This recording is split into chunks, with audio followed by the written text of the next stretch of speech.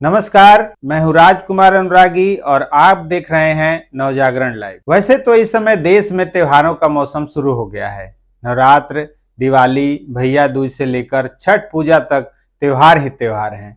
लेकिन इन्हीं त्योहारों के बीच 5 राज्यों में विधानसभा चुनाव का ऐलान हो गया। राजस्थान, मध्य प्रदेश, छत्तीसगढ़, तेलंगाना और मिजोरम में विधानसभा चुनाव की तारीख का ऐलान हो गया है।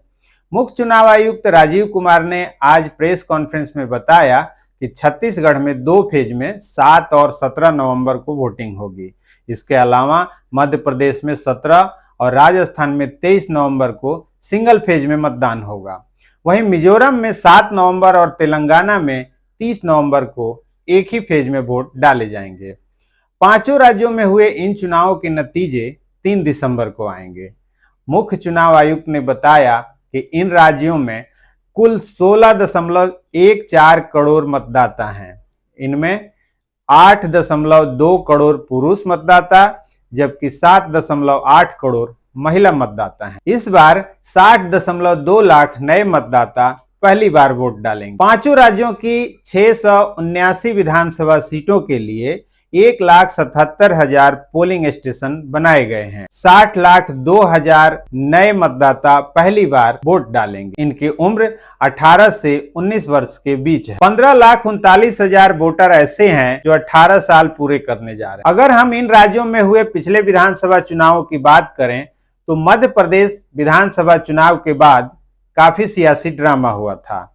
चुनाव रिजल्ट में कांग्रेस को भाजपा से 5 सीटें ज्यादा मिली थी। कांग्रेस के पास 114 सीटें थी, वहीं बीजेपी के खाते में 109 सीटें आई थी। बसपा को 2 और सपा को 1 सीट पर जीत मिली थी। कांग्रेस ने गठजोड़ करके बहुमत का 116 का आंकड़ा पा लिया और कमलनाथ राज्य के मुख्यमंत्री बन गए। कांग्रेस की सरकार 15 महीने ही टिक पाई। दरअसल कांग्रेस के 22 विधायकों ने इस्तीफा दे दिया। इसमें 6 मंत्री शामिल थे। स्पीकर ने मंत्रियों का इस्तीफा स्वीकार कर लिया। इस्तीफे के कारण कमलनाथ सरकार अल्पमत में आ गई। मामला सुप्रीम कोर्ट में पहुंचा। कोर्ट ने कमलनाथ सरकार को फ्लोर टेस्ट कराने का आदेश दिया, लेकिन फ्लोर टेस्ट से पहले ही कमलनाथ ने मुख्यमंत्री पद से इस्तीफा दे दिया। बाद में भाजपा ने बागी विधायकों को मिलाकर अपने पास 127 विधायक कर लिए और सरकार बनाई और शिवराज सिंह चौहान चौथी बार राज्य के मुख्यमंत्री बने। अगर हम राजस्थान की बात करें तो यहाँ कुल 200 विधानसभा सीट हैं। 2018 में यहाँ 199 विधानसभा सीटों पर चुनाव हुए थे। अलवर की रामगढ़ सीट पर बसपा प्रत्याशी लक्ष्मण सिंह का हार्ट अटैक से निधन हो गया था, जिसके चलते एक सीट पर चुनाव स्थगित कर दिए गए थे।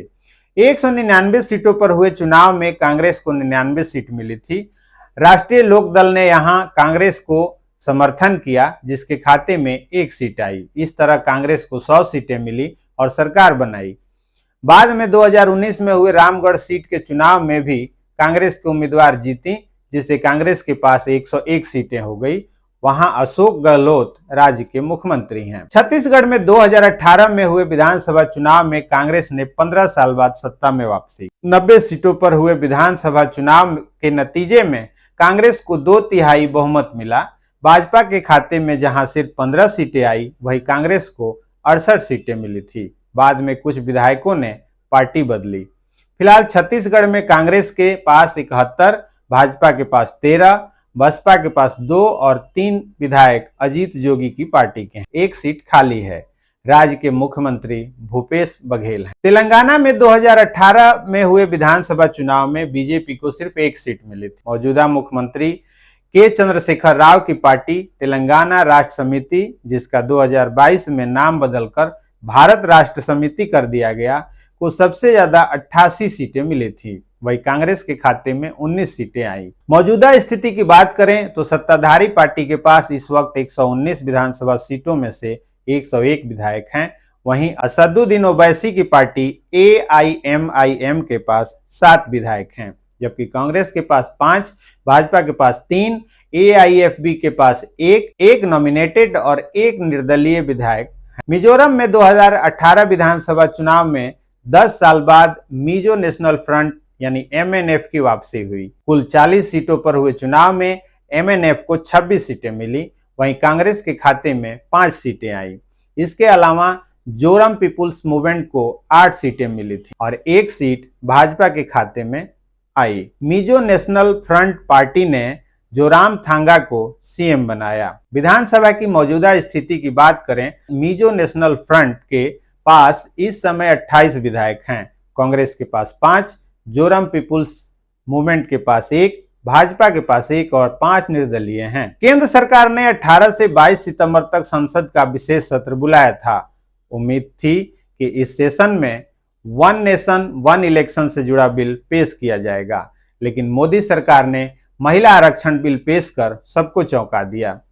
सरकार ने इसे नारी शक्ति वंदन अधिनियम नाम दिया। यह बिल 20 सितंबर को लोकसभा में पेश किया गया, जहां पक्ष में 454 वोट पड़े। एआईएमआईएम के 2 सांसदों ने विरोध में वोट डाला। 21 सितंबर को यह बिल राज्यसभा में पूर्ण बहुमत से पास हुआ। 8 दिन बाद 29 सितंबर को बिल को राष्ट्रपति की मंजूरी मिल गई और यह कानून बन गया। इस बिल के पास होने से मोदी सरकार को 5 राज्यों में विधानसभा चुनावों में कितना फायदा होगा यह देखना दिलचस्प होगा, क्योंकि इनमें से छत्तीसगढ़ और मिजोरम में महिला वोटरों की संख्या पुरुषों के मुकाबले ज्यादा है। राजस्थान, मध्य प्रदेश और छत्तीसगढ़ में एक दिलचस्प लड़ाई कांग्रेस और आप में है। एनडीए के खिलाफ तैयार हुए विपक्षी गठबंधन इंडिया में कांग्रेस और आप दोनों शामिल हैं, लेकिन विधानसभा चुनावों में दोनों एक दूसरे के खिलाफ लड़ रहे हैं। 2018 में आम आदमी पार्टी छत्तीसगढ़ में 85 सीटों पर चुनाव लड़ी थी, जिसमें उसे 0.85% वोट मिले थे।